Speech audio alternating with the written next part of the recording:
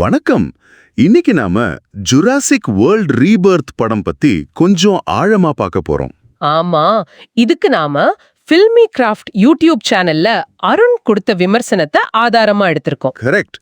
அந்த விமர்சனம் என்ன சொல்லுது, படம் எப்படி இருக்கு, நீங்க பார்க்கலாமா வேண்டாமான்னு ஒரு தெளிவுக்கு வர்றதா நம்ம நோக்கம். சரி சரி, சரி, ஆரம்பிக்கலாமா?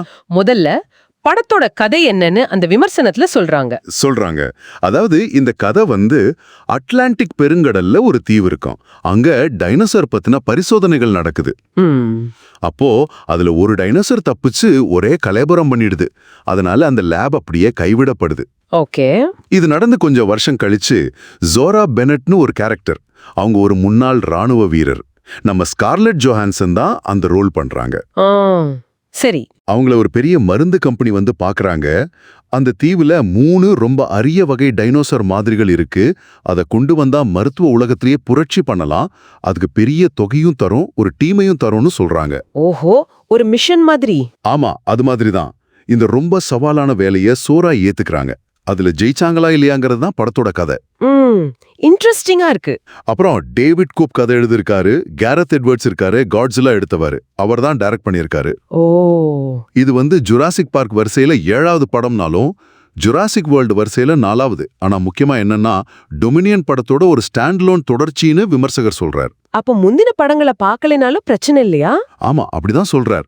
அதனால முன்னாடி படம் பார்க்கணுங்கிற அவசியம் இல்லைன்னு தெளிவா சொல்றார். ஓகே. சரி, கதை இப்படி போகுது. ஆனா அந்த ஜுராசிக் படங்களோட முக்கிய ஈர்ப்பே அந்த டைனோசர்களை பாக்குறது தானே. அந்த பிரமிப்பு, அந்த ஒரு பிரம்மாண்டம், அது எப்படி இருக்குன்னு விமர்சனத்துல சொல்றாங்களா? ஆமா, அதை பத்தி சொல்றாரு. அந்த விஷயத்துல படம் ஏமாத்தலன்னு தான் விமர்சகர் சொல்றார். டைனோசர்களை பார்க்குற அந்த ஒரு எப்படி சொல்றது த்ரில்லும் அந்த பிரம்மாண்டமும் படத்துல நல்லாவே இருக்குதாம். ஓ, அப்போ அந்த ஃபீல் இருக்கு. நிச்சயமா. குறிப்பா ஆரம்பத்துல ஒரு படகு கவர்ற சீன் இருக்கான். அப்புறம் ராஃப்ட்ல ஒரு பெரிய டைனோசர் துரத்தும் போது தப்பிக்கிற காட்சி, குகைக்குள்ள மாட்டிக்கிற சீனு, இப்படின்னு நிறைய விறுவிறுப்பான மொமெண்ட்ஸ் இருக்குன்னு சொல்றாரு. கேட்கவே நல்லா இருக்கே. இதுல ஒரு இன்ட்ரெஸ்டிங் விஷயம் என்னன்னா, டைனோசர்கள் காதல் செய்யற மாதிரியான காட்சிகளும் இருக்குன்னு குறிப்பிடுறாரு. அப்படியா? அது புதுசா இருக்கே. சரி, டெக்னிக்கல் சைடுல எப்படி விஎஃப்எக்ஸ் சவுண்ட் எல்லாம்? அங்கேயும் படம் நல்லா ஸ்கோர் பண்ணுதுன்னு தான் சொல்றாரு. விஎஃப்எக்ஸ், எஸ்எஃப்எக்ஸ் எல்லாம் பெரும்பாலும் குறை சொல்ற மாதிரி இல்லையா. ஓ, ஒளிப்பதிவு, மியூசிக்கு, எடிட்டிங், ப்ரொடக்ஷன் டிசைன், அதாவது செட்ல எடுத்திருந்தா கூட அந்த டிசைன் நல்லா இருக்குன்னு சொல்றார். சவுண்ட் டிசைனும் படத்துக்கு பெரிய பிளஸ்ன்னு சொல்றாரு. சூப்பர். நடிகர்கள் பத்தி என்ன சொல்றாங்க? ஸ்கார்லெட் ஜோஹான்சன் எப்படி பண்ணிருக்காங்க? மத்தவங்க? அவங்க எல்லாருமே ஸ்கார்லெட் ஜோஹான்சன், ஜானதன் பெய்லி, மஹர்ஷுலா அலி, அப்புறம் மற்ற சப்போர்ட்டிங் ஆக்டர்ஸ் கூட அவங்க கேரக்டருக்கு என்ன தேவையோ அதை சரியா செஞ்சிருக்காங்கன்னு சொல்றாங்க. சரி, அப்போ படம் ஓவராலா நல்லா இருக்குங்கிற மாதிரி தான் விமர்சனம் போகுதா, இல்ல குறைகள்னு ஏதாவது இருக்கிறதா சொல்றாரா? இருக்கு. குறைகள் இல்லாம எப்படி? இங்க விமர்சகர் முக்கியமா கிளைமேக்ஸை பத்தி கொஞ்சம் சொல்றாரு. ஓ, கிளைமேக்ஸ்லயா? என்னவா? அதாவது படத்தோட மத்த பகுதிகள் கொடுத்த ஒரு விறுவிறுப்பு இருக்கு இல்லையா, அது கிளைமேக்ஸ்ல கொஞ்சம் குறைஞ்ச மாதிரி அவருக்கு தோணி இருக்கு. அப்படியா? அதுல முதல் விஷயம் என்னன்னா, கிளைமேக்ஸ்ல ஒரு பெரிய பயங்கரமான டைனோசர் வரும்ல, அது எதிர்பார்த்த அளவுக்கு மிரட்டலா இல்லையா. முந்தைய ஜுராசிக் படங்கள்ல கிளைமேக்ஸ் டைனோசரை பார்த்தா ஒரு பயம் வருமே, அந்த மாதிரி இதுல இல்ல. இன்னும் கொஞ்சம் பெட்டரா டிசைன் பண்ணிருக்கலாம்னு தோணுச்சான்.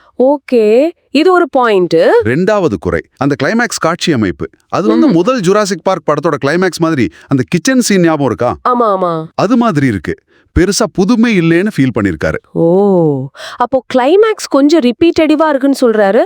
அது படத்தோட மொத்த அனுபவத்தையும் பாதிக்குதா இல்ல பரவாயில்லையா? அதுதான் விஷயம். கிளைமேக்ஸை மட்டும் கொஞ்சம் தள்ளி வச்சுட்டு பெருசா எதையும் எதிர்பார்க்காம போனோம்னா படம் கண்டிப்பா சுவாரஸ்யமா இருக்கும் தான் விமர்சகர் நம்புறாரு. சரி, அப்போ யாருக்கு இந்த படம் கரெக்டா இருக்கும்? ஃபைனல் வேர்டிக்ட் என்ன? அவரோட கருத்துப்படி ரொம்ப பெரிய எதிர்பார்ப்பு இல்லாம ஜாலியா ஒரு டைனோசர் படம் பார்க்கணும்னு நினைக்கிறவங்களுக்கு, குறிப்பா குடும்பத்தோட குழந்தைங்களோட பார்க்கறதுக்கு இது ஒரு நல்ல சாய்ஸ்.